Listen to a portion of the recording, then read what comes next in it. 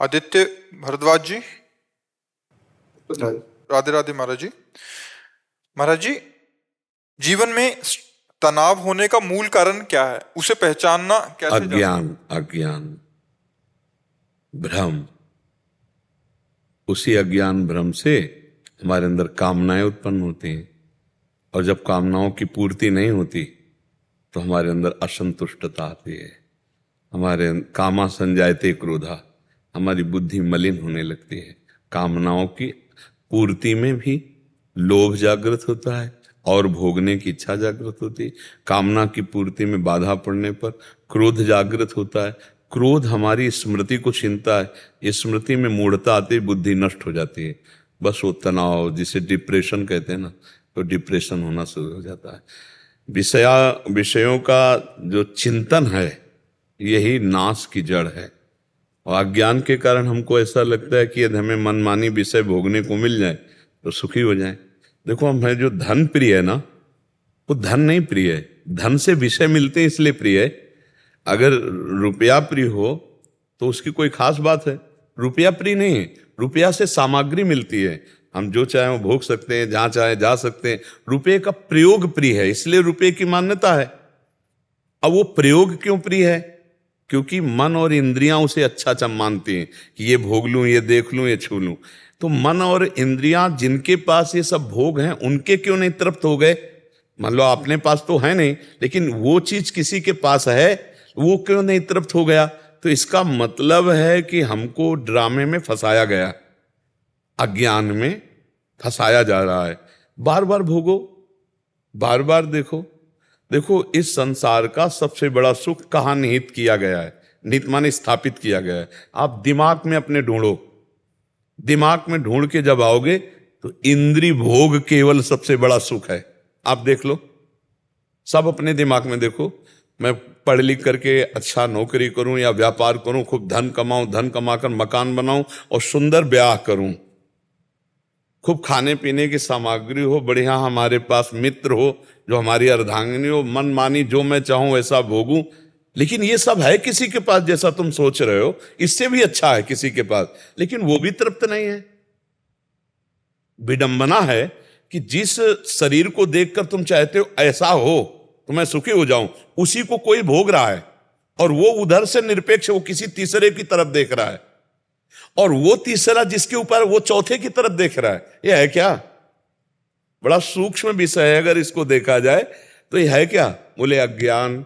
ये सबका मूल जड़ अज्ञान है, जिसमें हम फंस रहे हैं, जिसमें हमारे को अब निकलना होगा। वो निकलने के लिए अध्यात्म है, अध्यात्म ही निकाल सकता है, अन्यथा बहुत बुरी तरह से अपने लोग दलदल में फंस गए। दलदल में नहीं, मन डरता है। अगर छोड़ने की बात सोच लो तो मन भयभीत हो जाता है, ऐसा लगता है फिर संसार में रह क्या गया।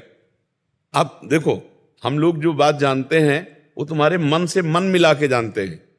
जैसे थोड़ी देर के लिए हमने आपसे मन मिला दिया, अब आपके मन में जो चल रहा है वो हमारे, तो तुम्हें लगेगा ये तो मेरे मन की बात बता रहे, वो सारी सृष्टि के मन की बात है।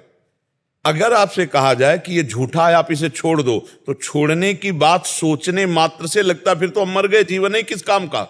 इसी में पूरा जीवन निकल जाता है और उसे विश्राम नहीं मिल पाता है। हम कह रहे हैं भोगो, लेकिन धर्म पूर्वक भोगो।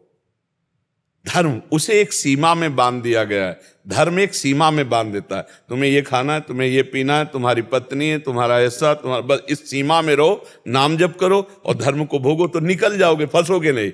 लेकिन आप गौर से देखिए, ईमानदारी से, वृंदावन की भूमि में बैठे हो, क्या मन सीमा में राजी है? ईमानदारी से देख लीजिए, मन को नवम नवम चाहिए भाई, नवम नवम। और ये इसीलिए पाप कर बैठता है, चाहे जितना पैसा लगे, नवम नवम।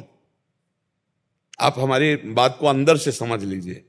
अब इसी अज्ञान की धरा से हमारी दुर्गति होती चली गई, और नवम नवम असली में है तो भगवान है, जिनकी नयो नेह नव रंग नयो रस, नवल श्याम वृषभानु किशोरी, नव पीतांबर नवल चूनरी, नई नई बूंदन भींजत गोरी, नव वृंदावन हरित मनोहर, नव चातक वो, सब नवीन, सब नवीन। और उस नवीन में तो तृप्त हो गया जीव। मन विश्राम बिना भगवान के नहीं मिलेगा। इसलिए हम सबसे प्रार्थना करते हैं कि थोड़ी हमारी बात मान करके पहले गंदे दृश्य देखना बंद करो, गंदी बातें बोलना बंद करो, गंदी क्रियाएं करना बंद करो, तब तुम्हारे गंदे विचार छूट जाएंगे। और गंदे विचार छूटे, पॉजिटिव हुए कि हर परिस्थिति में आप आनंदित रहोगे। परिस्थिति हमें दुख नहीं दे सकती यदि हमारे विचार सही हैं। जिसे सुख चाहिए उसे कष्ट होता है, और जो सुख में स्थित है उसको कष्ट क्या पहुंचाए। थोड़ी सी दवा इतनी सुन्न वाली कष्ट को नहीं होने देती, और चित्त भगवान में जोड़ दो कष्ट होगा। बड़े से बड़े कष्ट को हंस के सहा जाता है। तो बच्चा डिप्रेशन क्यों, दिमाग में भार क्यों?